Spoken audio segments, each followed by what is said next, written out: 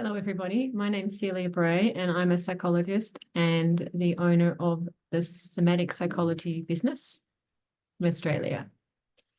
In this video, I would like to talk to you about what is somatic psychology.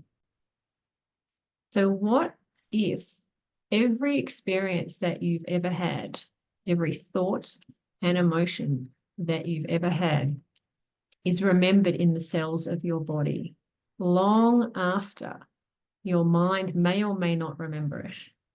Many of us have a patchy memory of our childhood. So we might remember a few things here and there in terms of the actual vivid events of what happened where and when.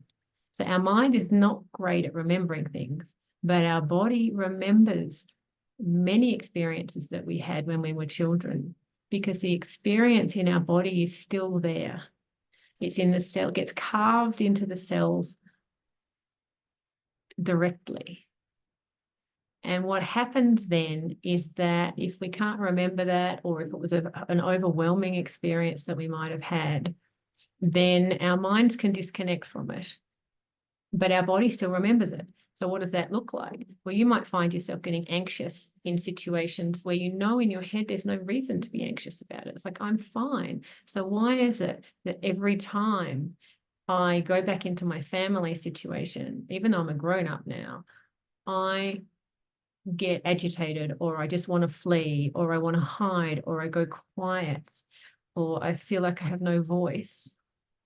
Because your body remembers it, and your body still thinks it's the same thing as when you were 5, or whenever it was when you were there and you started to feel like, to cope with this situation, I'm going to have to go quiet, or this is too overwhelming for me. So somatics, working with somatic, and somatic means how we experience life within our bodies. So it's the sensations that come up, and you know what it is. You'll feel it when you feel the butterflies in your stomach. It can be excitement, but it can also be this sense of heaviness that you feel like you can't shake, or this sense of I'm wired all the time and I just can't seem to relax, no matter what I tell myself in my mind. So our mind has a limited ability to impact on the body when the body is triggered. Our minds can be really good. There are times when we have affirmations, or we can talk ourselves around, and that can work. But when there's trauma or experience that is stuck in our bodies, and we all know what that's like, when we have something we think we should do, and yet we feel heavy as lead and we can't drag ourselves to do it, or when we just feel really like heightened and anxious about doing something. So we all know what that's like. So what if your body is actually your best friend? Because while it might feel uncomfortable, it is showing you where your healing needs to happen. And what if your body knew how to heal emotional issues? What if we trusted what we felt in our body and we could stay present with it? That the body would let it go all by itself, that we didn't need to figure it out or even remember specific memories, but our body can let it go, and so our self-regulation can come back, so we can learn to settle ourselves. That is the power of somatic psychology and working with the body in healing emotional wounds. And it's not just about trauma. We need a healthy relationship with our body, no matter who we are. We need to feel comfortable in our own skin. We need to understand what is going on for me right now somatically. What's my somatic intelligence? My gut telling me, my heart telling me, my shoulder that's aching all the time. What is that trying to say? How do I listen to that so that I can actually lean into the wisdom of that in terms of healing or moving forward in our lives? So somatic psychology helps you to understand what your body's trying to tell you, and helps you to either heal and release some of that trauma.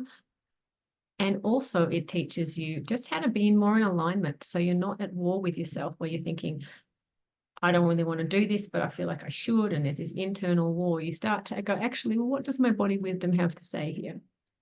And therefore, what does my mind, how do I align with myself so that you don't have that internal war going on? So that's a brief synopsis of somatics. Now, there's been a lot of research done on somatic work around trauma from people like Bessel van der Kolk, Peter Levine, Pat Ogden, and there's been a lot of science that's showing the direct link between trauma and the need to work in the body. And the body is a key part of trauma healing.